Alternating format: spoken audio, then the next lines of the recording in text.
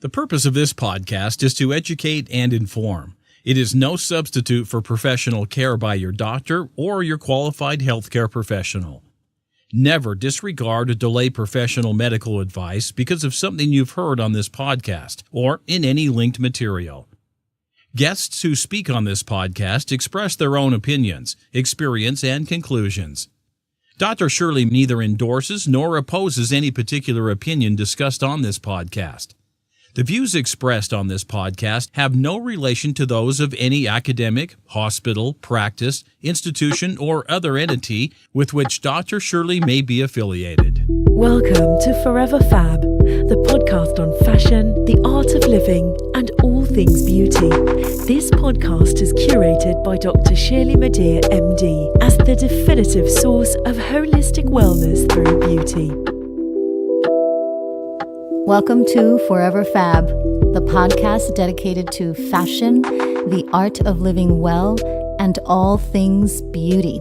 I'm your host, Dr. Shirley Madhere, your purveyor of this most definitive source of living your beautiful life. So, today, we have a very interesting and wonderful guest. I'm excited to be speaking with my dear friend for a long time, Mr. Tony Alcindor. Tony and I go way back. I'm not going to say exactly how far we go back, but far enough to be considered very close friends. We've talked about everything from A to Z, art and politics, and so today I'm just going to give you a little taste of what it's like to be in his world. He will provide for us his perspective, a man's perspective, on fashion, wellness, and beauty. So here we go. Hi, Tony. Hi, Shirley. How are you? I'm fine, thanks. How are you? Wow, you're giving me a radio voice Thank you now. for having me. I know I dropped a few octaves, didn't I? It did. Okay, once I get more comfortable, I'll start to go way up here. I know. Yes. Thank you for being here. Thank you for having agreeing me. to do this Good to see podcast you. and to share your insight and personality and joy with us. Thank you. Thank you. Of course. So, I had asked you to be a part of this podcast, and you came back with several answers to questions that, unbeknownst to you, I had already written. So You know how I am. Very thorough. very Very thorough. thorough. Very Yeah. thorough. So tell me, in addition to being thorough, who are you? Who am I? Describe yourself. Tell us who you are. Okay, let's see. I guess after 13 years in New York, I'm a New Yorker. Yes. All right. That's almost as long as It's we've official. known each other. It's official. LA 18 years, Toronto educated, born in London, educated in fashion, and did that for 35 years, and then had a switch when I came back from living in China to come and do PR here in New York, and that's what I was doing up until 3 years ago, and life hit me and made me do a pivot. So we are doing a couple of other projects now, and learned some lessons along the way when life throws you some tough things, but just life in general. Yeah. You know, so have my hands right now in TV programming and actually a men's skincare line. We'll get to Yeah. that a little later. Okay, so you mentioned London, LA, China, Toronto, New York City. Yes. So that's where you've been. Yes. Where would you like to go? Location-wise? Location-wise, figuratively, spiritually? Oh, there's a couple where of are you places, going? you know, Tell me. after watching Crazy Rich Asians, I want to go to Singapore in a hurry. You know, so Me too. yeah, but I want to do it on their level. Yeah, you want to do it I on- yeah. their level. You know what I'm You saying? want to do it on the crazy level. On the crazy rich Asian level. You know what I'm saying? So Yes. maybe I'll find some of my people there. Yeah, because I don't maybe. know if you know, my grandfather was from Hong Kong. Wait a minute, did you do the 23andMe thing or the Ancestry.com You know thing? what? Don't ask me about that. I have some serious opinions about that thing. I don't know who's actually doing all that testing and how logical it is, and you know And where what that the, information is being stored. and not only that, but also too, what is it doing to the people that get it back?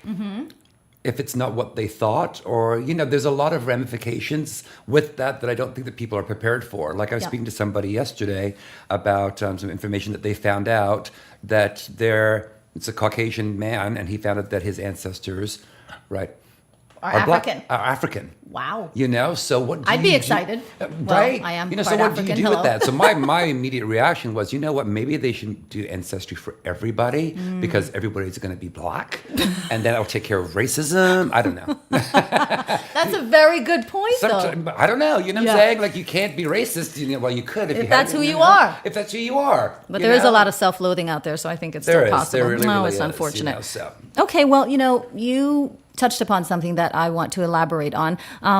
You talked about things happening and technology and 23andMe, Ancestry.com, and people not being prepared to really discover who they are. So let's take that a little bit broader. What do you think of the times in which we are currently living? Scary, but also too amazing at the same time. Yeah. I'm a true believer. I love this country.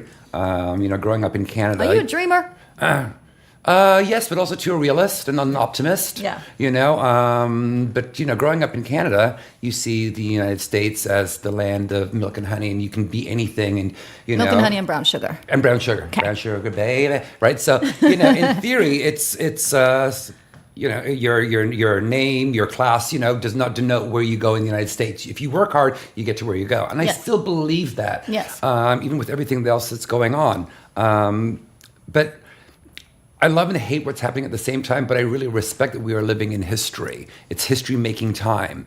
And any civilization, there's always growing pains. And, the United States is not immune, So you see things that are going on. Sometimes I spend a lot of time thinking, and I'm wondering, maybe I should get out more often. Maybe I'm thinking too much. But then you get a confirmation from somebody, that you really admire, whether they're an inspirational speaker or you speak to another friend and they are actually mirroring what you were thinking about. Yeah. So, it's a really interesting and fascinating time.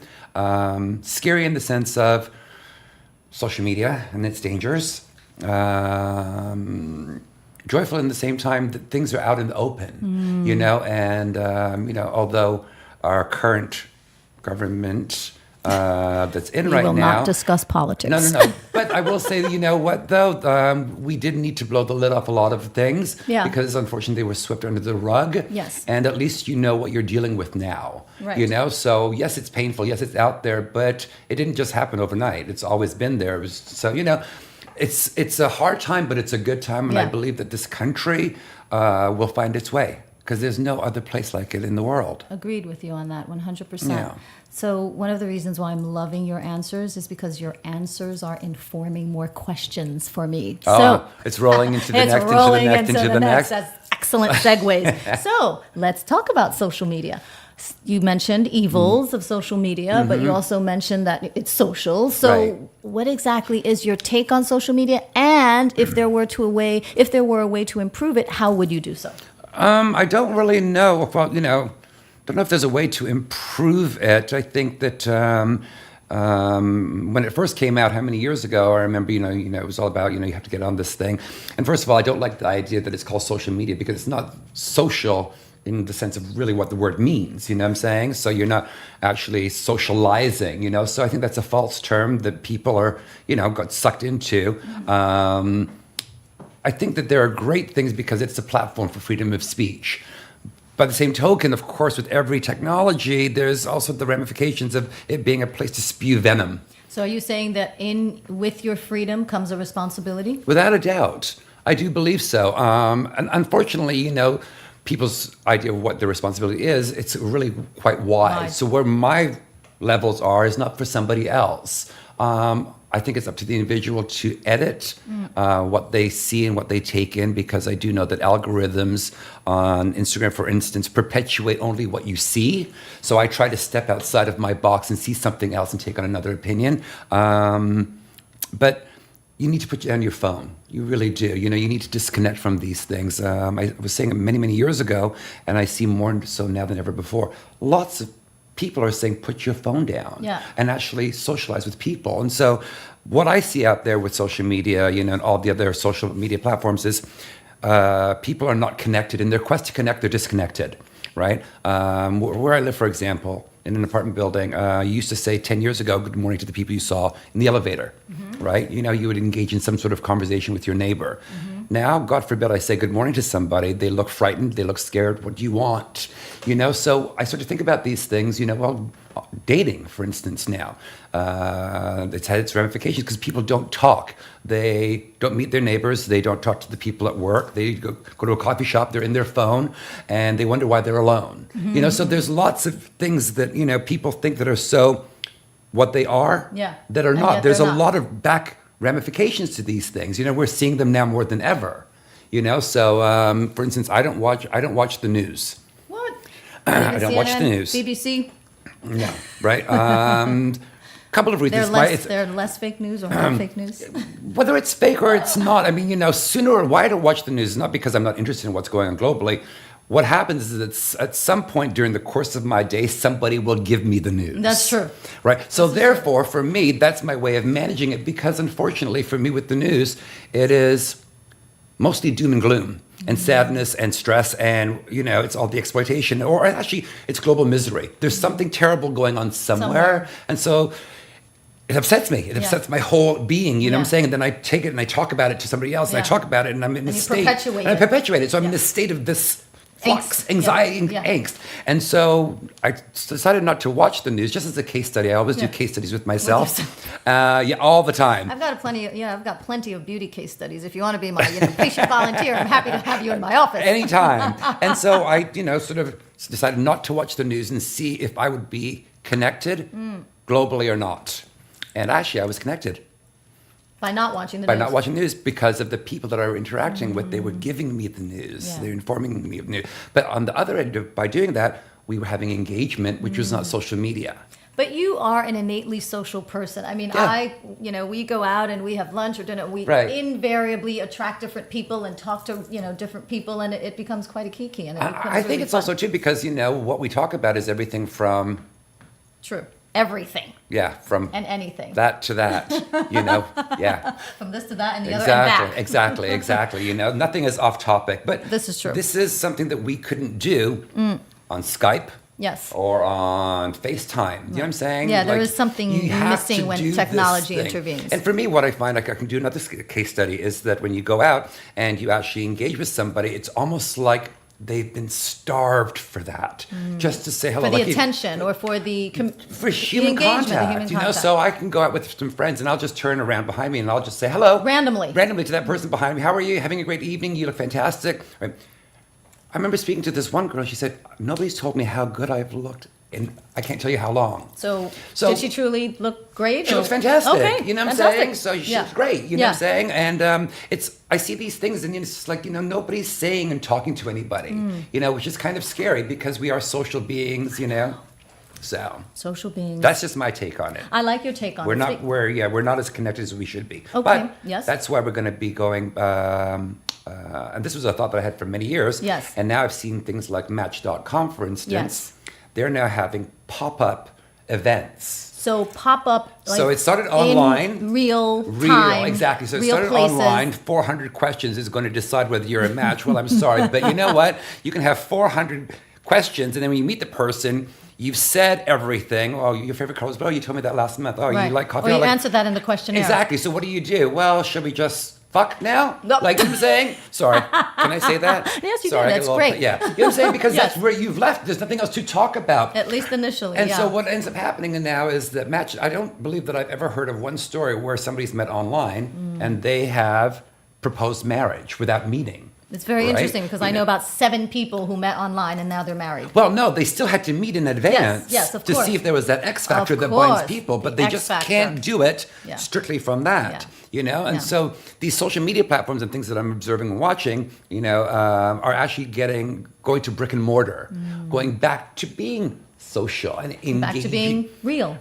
Yeah, exactly. And getting back to a place where actually pheromones can sort of start percolating and circulating. Absolutely. And that, kind of leads me to this thing that I see, as I spent, 2.5 years developing the men's skincare collection. Yes. And, sort of pivoting and seeing, what are men up against, and then listening to the things like Me Too and, the thing, and, I have many friends, guy friends who are so completely, number one, confused now of what to do, but then coupled with also, too, men are now as much judged by their appearance as women. Well, welcome to the club. Hey, hey. Okay, I actually want to talk a lot more about this, and you and your male friends, and your perspective. Right. Okay, so are there? I'm sure you have your opinions, and I'd like to hear about them. So I'm going to ask you not only about yourself, but what you and your male friends have been discussing. Is there a specific male perspective on the following things? And you can take them one at a time. Okay.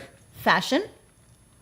Wellness. I read an article the other day that men are finally getting into wellness. So is there a specifically male perspective on fashion, wellness, beauty? And you mentioned that finally men are being judged on how they look. Okay, let's go one at a time because I'm going to forget. Okay, so let's do fashion first.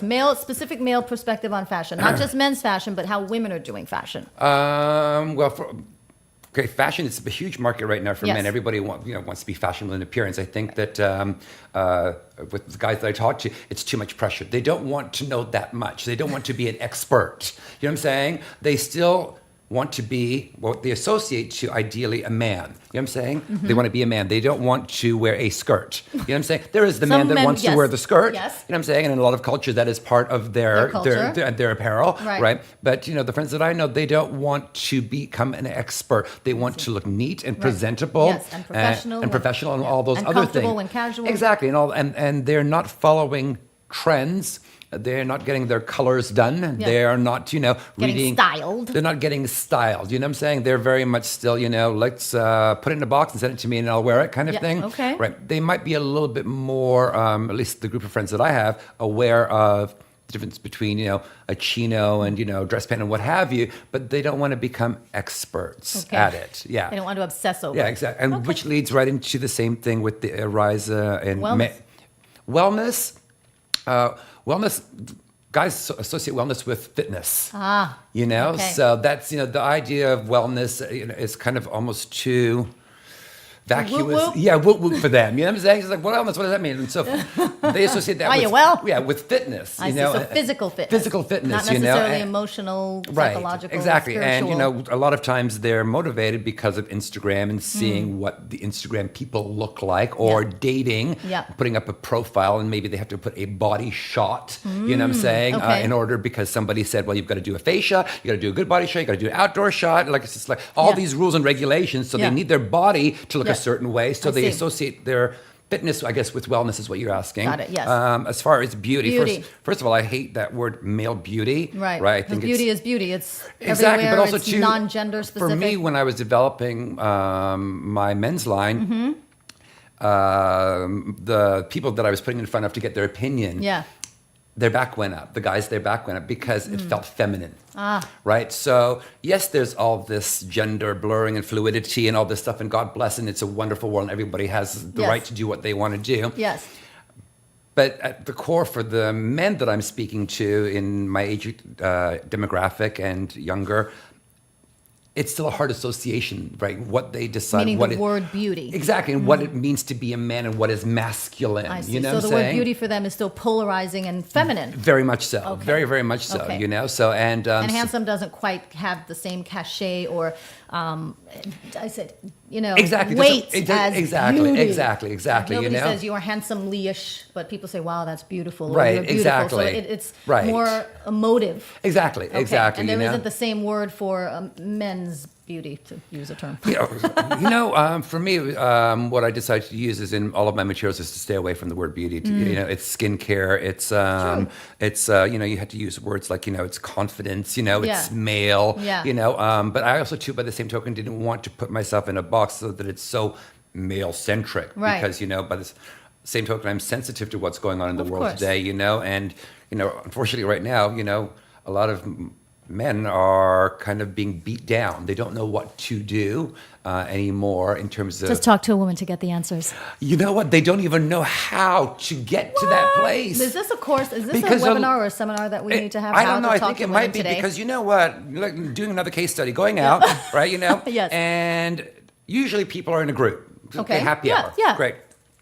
You see somebody, across the room. You'd like to go and meet them. You know, Yes. maybe the other person has given you enough of an indicator. Right, or to go signals, over, whatever, right? yes. But it's not just you walking over to meet them. It's you walking over to meet their whole crew. Entourage. And somebody in that crew is going to have something It's to going to say. give you side-eye. Side-eye based on their experience. So And based on their perception of you.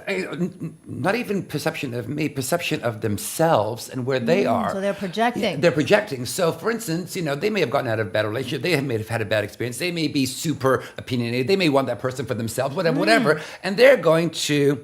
Malign.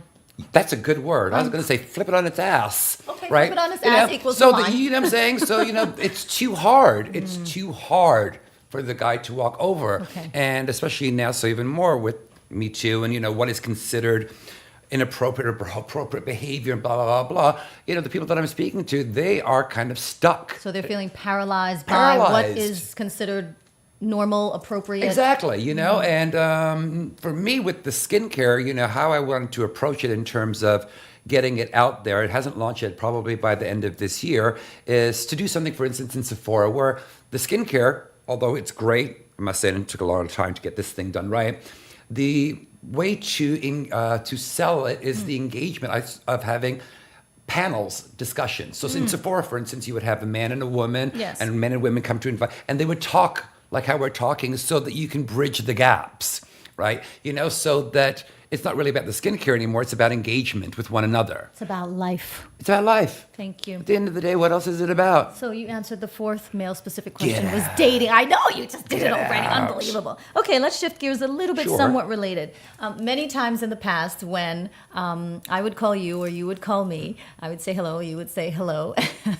And then the very next thing out of your mouth was, hey, Shirley, how you doing? I'm great, Tony. How are you? What are you wearing? So there was a time when you were in fashion and you did fashion really well that you were very fashion centric. It was just like, how are you is secondary to what are you wearing? Mm-hmm. So on that note, let's talk a little bit more about fashion and your fashion career. Right. So you've had a long career in Very fashion. long career in fashion. What did fashion, first of all, what do you think of fashion today? Is it still creative? And secondly, what did fashion teach you? Ooh. Greatest questions ever. Was in the fashion industry for over 35 years. Yes. As a designer for many years of men's, women's, children's clothing. It taught me a lot. I was never really a fashion designer in the sense of the super couture person. I made great clothing for people to feel their best in. When I was in school, we took a course called The Psychology of Dress. Oh, I love that. And it stuck with me for actually until this day, the power of clothing and the messages that we're sending. Even when we think that we're not sending a message, right, we are. In our not thinking that we're dressing for anybody but ourselves, we are sending a message to other people, right? Yes. And that It's a message form of communication. exactly, a very strong form of communication, Yeah. right? And even more so if you bring it back to social media, Yes. right? It's visual. It's the Totally. first thing, that's all you have before you open your mouth, Right. You're sending off a lot of messages, and in today's world, that can determine whether you get a job or not get a job, or get a date or get a raise. And so that's the one thing that I've been cognizant of is always the power of fashion. I would, for myself. Yes. I would, if I had a big meeting, I would put on a certain suit. It was my armor for the day. It gave I believe me, that was Tom Ford. Yes. Yeah. Although I have to tell you, I have recently, because I am not finding my validation any longer in those things, although Yes. I still love them. Yes. I have become really good at thrift store shopping. Oh my God, you have great thrift Yeah, shop. You have yeah. actually a really good idea for a thrift shop sort of makeover, redo. Yeah, story exactly. TV. So, and it's funny because I started doing it a few years ago, and now actually there's a big push now of recycling clothing. It doesn't have that stigma attached anymore. Yeah. So, so fashion today is interesting.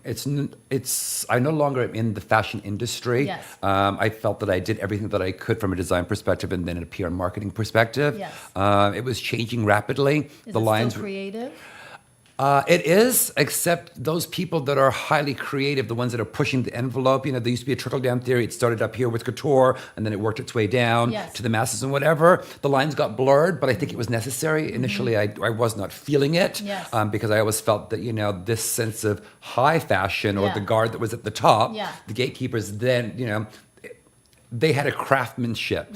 And now, you can be a merchandiser, or you can be a collaborator, or you can be a great Instagram person, and next thing you know, you're heading up a huge fashion company.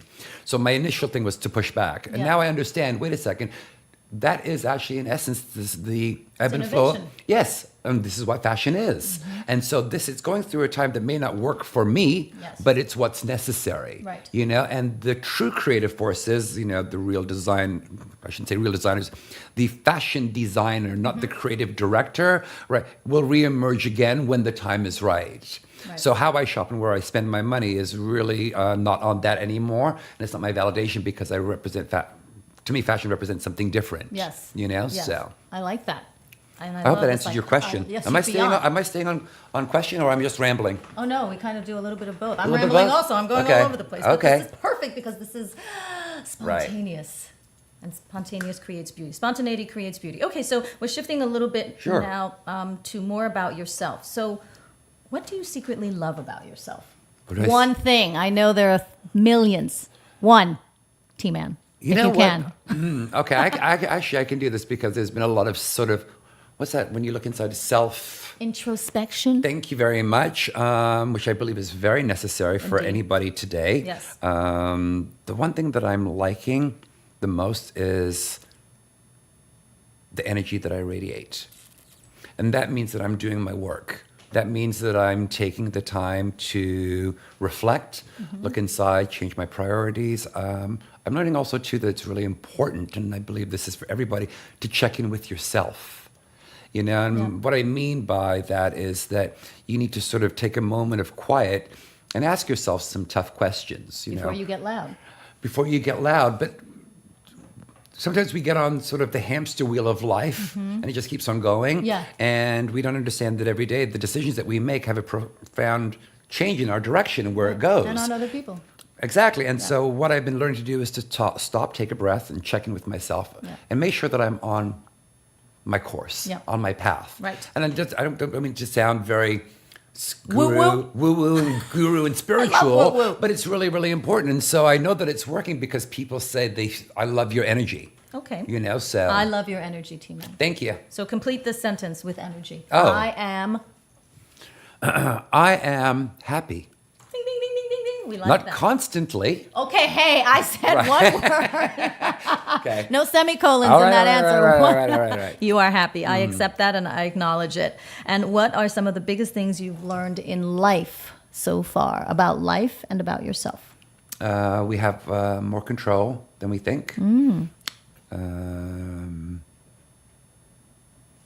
What else? And what about yourself? What have you learned, most significant thing you've learned about yourself through your past trials and tribulations? That nobody can hurt me like I can hurt myself. Life is coming at us. Life is coming at us no matter what. I don't care who you are, what money you have, where you live, whatever. Life is coming, whether that be death, heartbreak, disease, somebody in your circle, and it's coming for you. So once you realize that, that life is not perfect, it allows you to take a breath and embrace what you have right now, so because nobody's immune from what's coming at us. So if you can strive to be as happy as possible, or find joy or find gratitude in everything that you do, that when life hits you, you won't fall to despair. So say, for instance, I know this is a podcast and not TV and you can't see.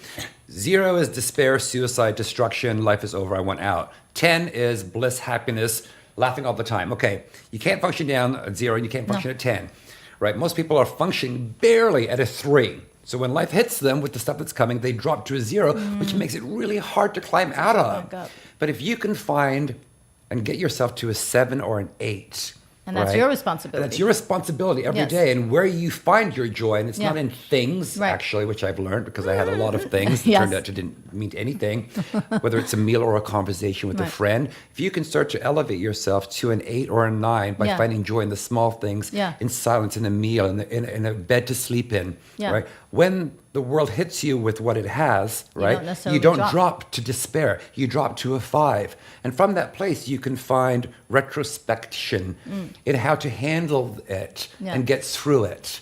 You know? Yeah. So you're at a 7, I dare say. You are operating at between a 7 and a 9. I try to. Okay. So what are you most grateful for in your 7 to 9 zone? Is that a new podcast?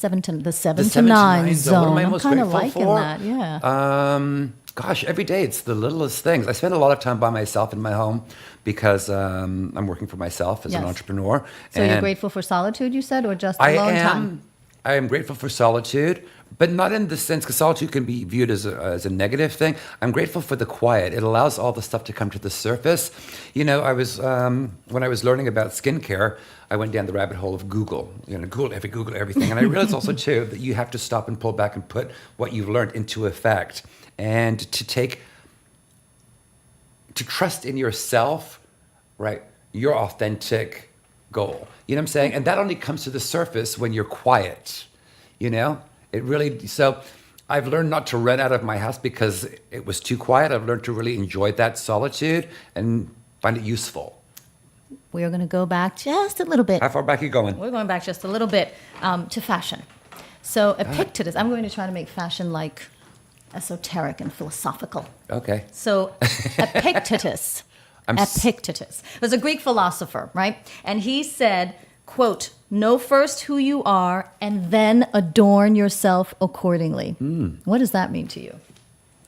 That means that you're dressing for yourself, not based on trend, not based on society, not based on anything but yourself. You see, the Greek philosopher Epictetus was fashionable. Well, exactly. You see that? And how old is that saying? See, everything. I don't know, BC, AC. Yeah, exactly. Everything old is new again.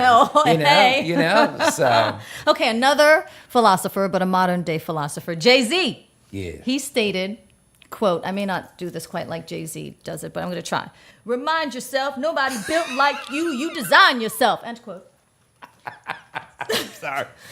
Oh, wow. So how did you design your version yourself? of Jay-Z was priceless. I wish we could have that on camera. Jay-Z, please feel free to comment on my comment. So I have forgotten what the question was because of that. Go on. Tell me again. I'm going to remind you. Jay-Z stated, now in normal tone, no falsettos. "Remind yourself, nobody built like you. You design yourself." So what exactly? How did you design yourself? Once I stopped comparing, but it took me a long time. You know, I'm, not some superhuman from another place. I'm guilty as anybody else of comparing and wanting and not living in the moment and wishing I had this and wish I had that. If only I had that, then I'd be happy. And if only I had that job, I'd be happy. And it's just like, you know what? It was a fruitless endeavor, but I didn't know that. And I was stuck on the wheel. And so I was chasing something. And so, it's one of the things that I feel that, if you are not chasing anything, if you're not chasing the latest Gucci, if you're not chasing the latest whatever it happens to be, and your happiness is not based in that latest whatever, then if it was to stop coming, if you were to lose your job, if you were to not be able to have that anymore, your happiness would not be taken away. Not everybody is ready for that. Not everyone thinks that way. Not everyone is there. I think that is one of those lessons along the journey of life that everyone gets to if they get to it at different times. And it's not to say that we don't like nice things or don't aspire. I mean, it is somehow how we gauge where we are in life by, the car we drive, where we live and what have you, right? But you have to put it in perspective that it's not defining you, and it's not that I don't want to get beautiful things and what have you, but they don't decide who I am anymore, which they did before. Like I took a walk years ago, I was working 60, 70 hours a week, and, with one day off, and that one day off, I remember this one day, I ended up in front of Bergdorf Goodman. I had no idea how I got there. And I was like, I'll just pop in. You were programmed to walk directly to Bergdorf. And, get some affirmation and some praise from the salespeople while dropping $1,000 on a T-shirt. Right. And only to wear the T-shirt once because thanks to social media, couldn't wear it again. Well, unless the T-shirt said, I am, and that's it. Right, that's it. But that's the the place that's where your progression. That's my progression right now. Yeah. Okay. So last two questions. The second to last one is called a fast 5. Okay, so I'm going to give you a couple of options, 2 choices, and you're just going to say immediately what comes to your mind. Don't even think about it. Okay, just say immediately what comes to your mind. So the first one, beard or bear? Beard.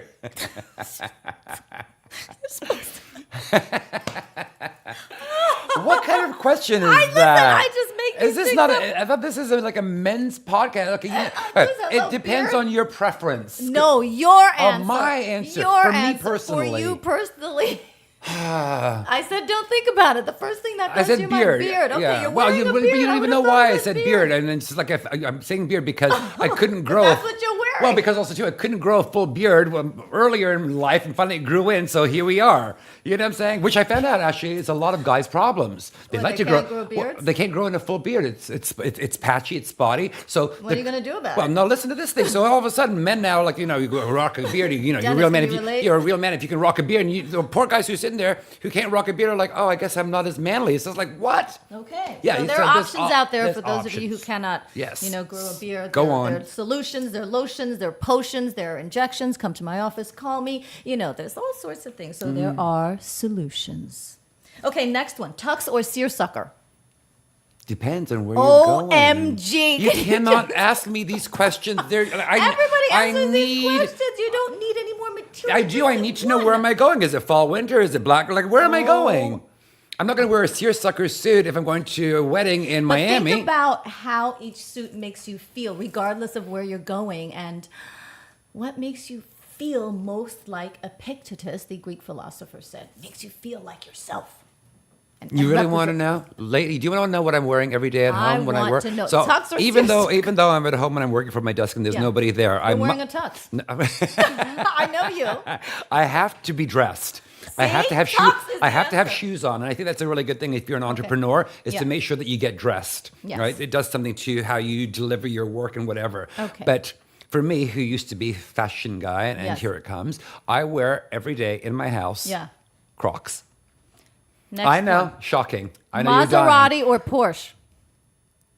Oh my God. Neither. Oh, fine. Jesus, that's not one of Lambo. the options. Okay. A Lamborghini. I knew I was going to bring it up. Lambo. Okay, Lambo in the house. Okay, fourth one, red or white? Red. Okay, we got that one. New York City or LA? Both. Doggone it. Last question. The next 5. What are your top 5 recommendations for living a most beautiful life?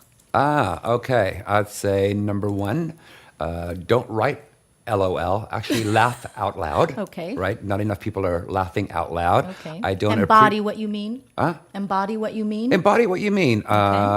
Sleep. Right? Make a bed that you are happy to crawl into because your sleep is rejuvenating. It allows your mind to rest. Sleep is a beautiful thing, and it keeps you youthful looking. I love sleep. Let's see what else. To not take everything personally. To take a breath. To manage your emotions. That's what I'm learning.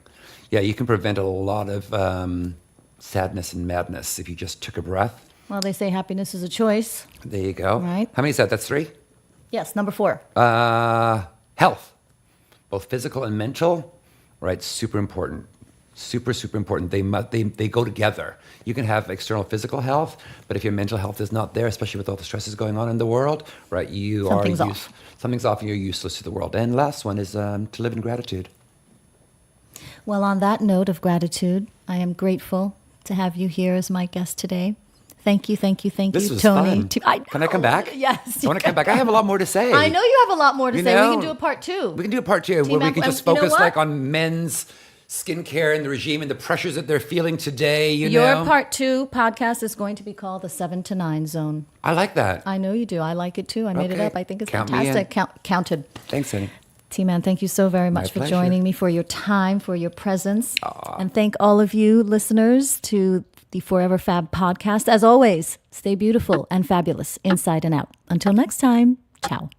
Thank you for listening to this week's episode of Forever Fab, the podcast on fashion, the art of living, and all things things beauty, curated by Dr. Shirley Madhere, MD. Live beautifully and help make the world a more beautiful place.